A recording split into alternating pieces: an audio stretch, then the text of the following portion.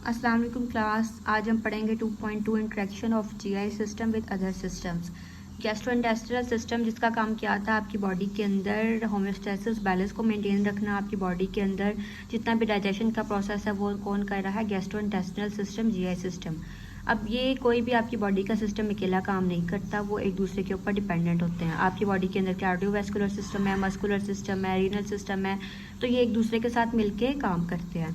अब देखते हैं कि जो जीआई सिस्टम है वो बाकी सिस्टम्स के साथ मिलके क्या काम करता है। और ये आपको पता है कि जीआई सिस्टम क्या है कि ये it does not function in isolation. ये अकेला काम नहीं करता, ये इंटरेक्शन करता है बाकी बॉडी के सिस्टम्स के साथ ताकि वो एनर्जी बैलेंस, फ्लूइड लेवल्स और ओवरऑल हेल्थ को मेंटेन कर सके। ठीक है, तो जो कार्डियोवैस्कुलर सिस्टम के साथ इसका इंटरेक्शन है सबसे पहले हम वो पढ़ते हैं।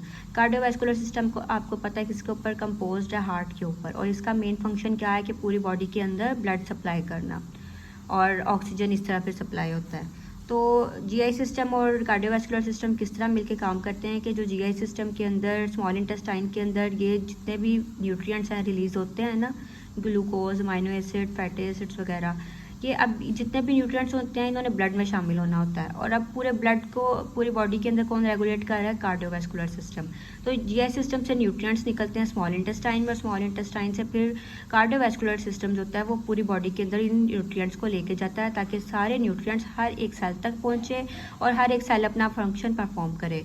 इसी तरह जो ब्लड के अंदर कुछ हार्मफुल केमिकल्स होते हैं, तो जो गैस्ट्रोइंटेस्टिनल सिस्टम का ऑर्गन है लीवर, जो सबसे बड़ा ऑर्गन है, वो इसकी डिटॉक्सिफिकेशन करता है, हार्मफुल केमिकल्स को निकालता है। इस तरह ये मिलजुल के काम करते हैं। फिर आता है मस्कुलर सिस्टम के साथ क्या इंटरेक्शन है जीआई सिस्टम का। आपने पढ़ा था कि स्टमक के बाद एक पेरिस्टालसिस मूवमेंट होती है, ऐसे मसल्स कॉन्ट्रैक्ट और रिलैक्स करते हैं ताकि वो डाइजेशन प्रॉपर हो सके, उसके अंदर से जो न्यूट्रिएंट्स है वो अलहदा हो जाए, सॉलिड मटेरियल अलहदा हो जाए और अच्छे से वो जो डाइजेशन के जो न्यूट्रिएंट्स है उसके अंदर से अब्जॉर्प्शन उसकी हो सके।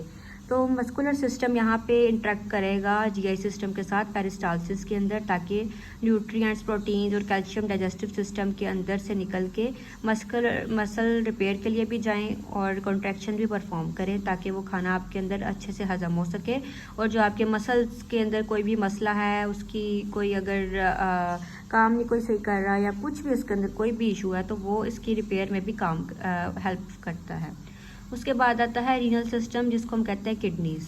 अब ये किडनीज़ का प्रॉपर काम क्या है? आपको पता है कि आपके अंदर जितना भी लिक्विड एक जनरेट होता है इनटेक, उसको अंदर से जितने भी हार्मफुल केमिकल है वो किडनीज़ जो होती हैं वो आपकी बॉडी के अंदर से निकाल के किडनीज़ के थ्रू यूरिनेट, जो आप यूरिन प्रोड्यूस करते हैं आपकी बॉडी, उसके अंदर हार्मफुल केमिकल्स निकल जाते हैं। बाकी का जो लिक्विड इनटेक होती है, वाटर होता है, आपकी बॉडी के लिए बेनिफिशियल होता है, वो अब्जॉर्ब हो जाता है। अब रीनल सिस्टम का क्या इंटरेक्शन है जीआई सिस्टम के साथ? अब जीआई सिस्टम भी कहते हैं कि रीनल सिस्टम के साथ मिलके काम करता है ताकि वो फ्लूइड लेवल को रेगुलेट कर सके। इलेक्ट्रोलाइट जो बैलेंस होता है, जो आपकी बॉडी को इलेक्ट्रोलाइट चाहिए होते हैं आपकी बॉडी की फंक्शन करने के लिए और आपकी बॉडी को एनर्जी देने के लिए, वो इलेक्ट्रोलाइट की इनटेक को भी रेगुलेट करे।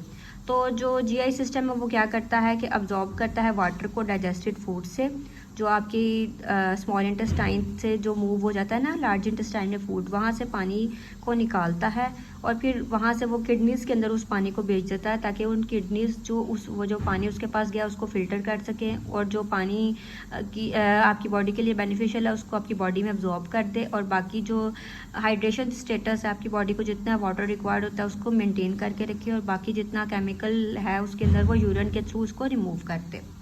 अब इम्यून सिस्टम आपको पता है जो आपकी बॉडी का दिफा करता है, जो पैथोजेंस होते हैं, बैक्टीरिया वगैरह होते हैं, उनसे आपकी बॉडी को बचा के रखता है।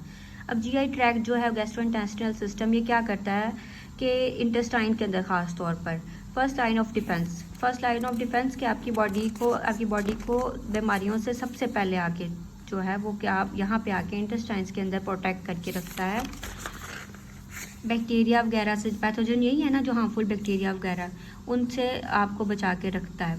आपकी जो गट बैक्टीरिया है, माइक्रोबायोटा अब आपको पता है कुछ बैक्टीरिया होते हैं, कुछ हार्मफुल होते हैं, कुछ बेनिफिशियल होते हैं। जो आपकी बॉडी के लिए बेनिफिशियल होते हैं, आपकी इसकी डाइजेशन के अंदर हेल्प करते हैं, वो कहाँ पे होते हैं? आपके जीआई सिस्टम के अंदर होते हैं, जिसको माइक्रोबायोटा कहते हैं। तो जो हार्मफुल गुड बैक्टीरिया है, बेनिफिशियल बैक्टीरिया है, फ्रेंडली बैक्टीरिया है, वो आपकी बॉडी को इन्फेक्शन से बचा के रखता है और स्टमक के एसिडिक इन्वायरमेंट को भी हार्मफुल जो माइक्रो ऑर्गेनिजम्स होते हैं उनको किल कर देता है। ठीक है।